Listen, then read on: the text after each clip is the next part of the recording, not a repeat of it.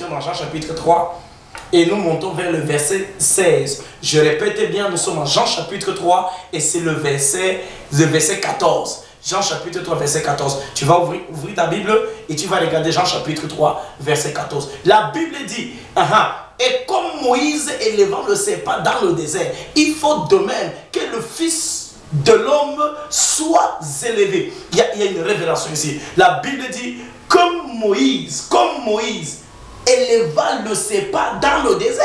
Ça nous renvoie dans Nombre 21, verset 9. La Bible nous fait comprendre, vous savez, la Bible nous fait comprendre que le peuple de Dieu, dans le désert, ils se sont rebellés contre Dieu. Ils se sont rebellés contre Dieu. Ils ont commencé à dire qu'en Égypte, on avait le pain, en Égypte, on avait l'eau, mais ici dans le désert, on n'a pas l'eau, on n'a pas le pain. Et nous sommes, ça c'est le mot, il dit nous sommes fatigués de la misérable nourriture que tu nous donnes. Le verset suivant, la Bible dit que Dieu a envoyé des serpents brûlants. Dans Nombre 21, et c'est le verset 2, 3, 4, verset 4, 5. Et la Bible dit que Dieu a envoyé les serpents brûlants. Et quand ça te mordait, frère, tu mourais. Quand ça te mordait, pourquoi? Parce que Dieu le peuple, donc le peuple a parlé contre Moïse et contre Dieu.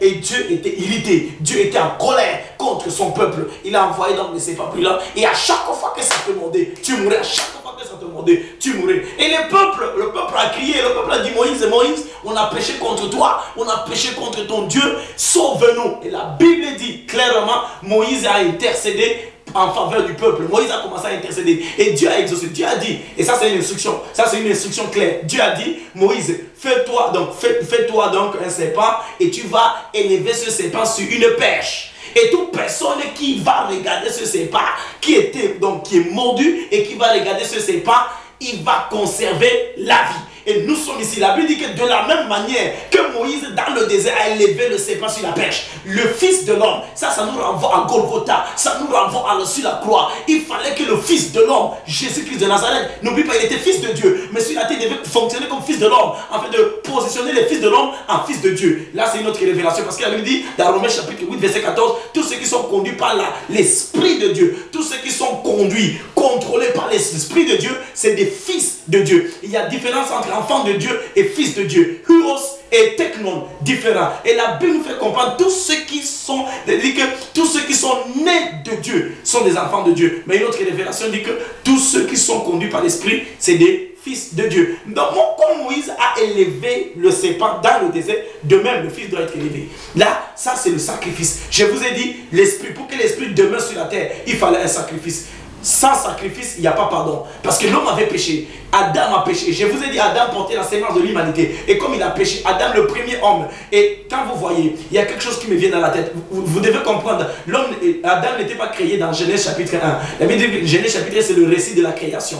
Mais Adam n'était pas créé, Adam a été formé. Dans chapitre 2, c'est le récit de la formation. Verset 7, chapitre 2, verset 7, il dit que Dieu forma l'homme à partir de la poussière de la terre.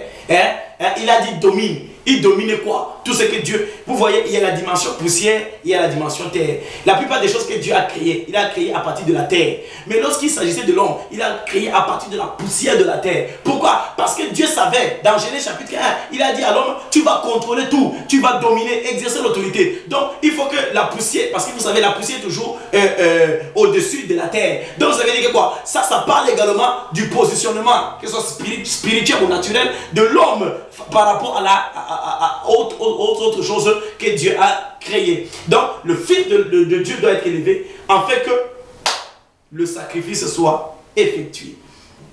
Et c'est ce qui s'est passé sur Golgotha, frère.